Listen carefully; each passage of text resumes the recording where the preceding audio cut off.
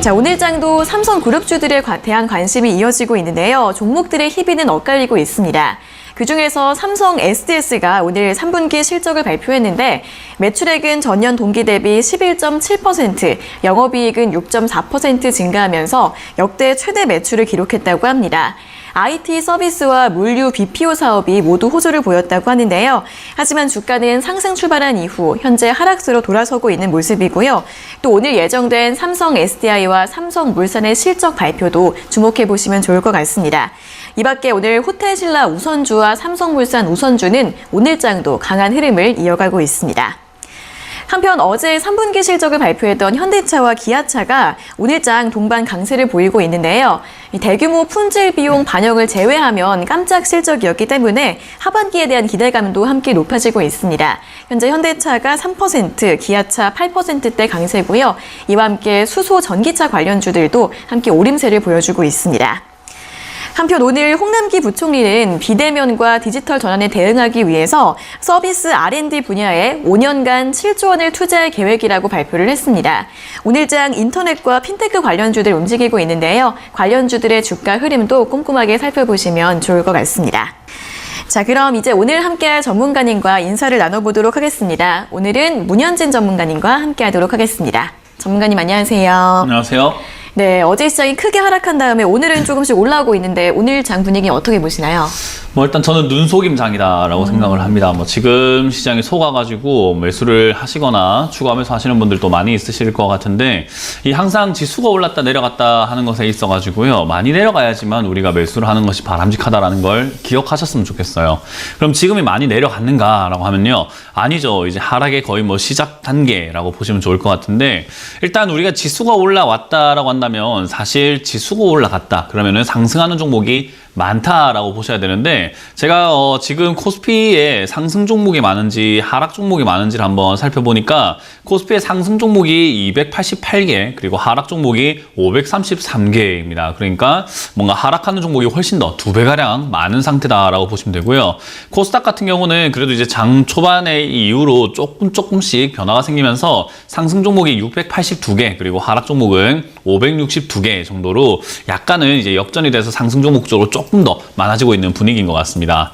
자, 일단 이 지수가 코스닥 차트만 보더라도요. 헤드앤숄더라고 하는 패턴을 만들고 있는데 이 헤드앤숄더 패턴이 만들어지고 나면은 결국 저점이 무너졌을 때 지난 상승을 하고 난 다음에 만들어졌던 이런 저점이 무너졌을 때 결국은 하락으로 떨어질 수밖에 없는 그런 모습을 보여주게 됩니다.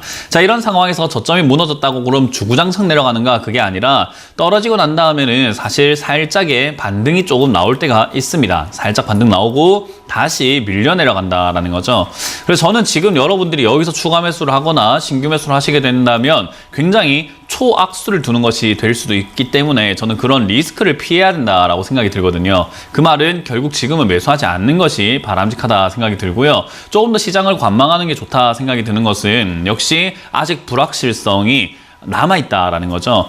미국 같은 경우도 미국 대선이 어떤 식으로 끝날 것인가 그리고 끝난다고 하더라도 과연 그 결과에 승복할 좀 받아들일 것인가 라는 문제들과 그리고 사전투표, 우편투표 이런 것들 개표까지 하는 데 있어가지고 상당히 오랜 기간이 걸리기 때문에 대선이 끝난다고 하더라도 불확실성은 계속 여전히 남아있을 것이다 라고 보면 돼요. 자, 우리가 주식시장에서 그럼 제일 싫어하는 게 무엇인가 라고 한다면은 불확실성이거든요. 그러면 불확실성 앞에서는 무엇을 하게 되는가 라고 봤을 때는 코스피도 그렇고 코스닥도 그렇고 매도를 먼저 진행을 해놓고 현금을 들고 기다리는 것이 투자의 정석입니다. 많은 분들께서 요즘은 이제 커뮤니티라든지 투자자들의 분위기가 이래요. 아니 기관들 왜 이렇게 팔아? 기관들 코스닥 왜 저렇게 팔아요? 아우 쟤들이 너무 팔아가지고 안 올라가니까 힘들어 죽겠어요. 기관 나빠요. 이렇게 하시는 분들 정말 많은 것 같은데 여러분들이 기관이 나쁘다라고 생각하시면 안 되는 게 저도 기관 투자자는 아니지만 여러분들께서 기관에 돈을 맡긴 게 아니라고 한다면 돈을 맡겨서 내 돈 굴려주세요 한 게 아니라고 하시고 주식 투자를 개인적으로 들어오셔가지고 직접 투자하겠다 생각하셨다면은 기관과 정면 승부하고 계시는 겁니다. 그렇기 때문에 기관도 결국 여기에 돈 벌려고 들어왔고 돈을 벌려면 매도를 해야 되고요. 불확실성이 있다고 한다면 매도하는 게 맞는 거예요. 그런데 여러분들이 그럼에도 불구하고 쟤들은 끌어올려 주겠지라고 생각했다고 한다면 그건 아니란 생각이었던 거죠.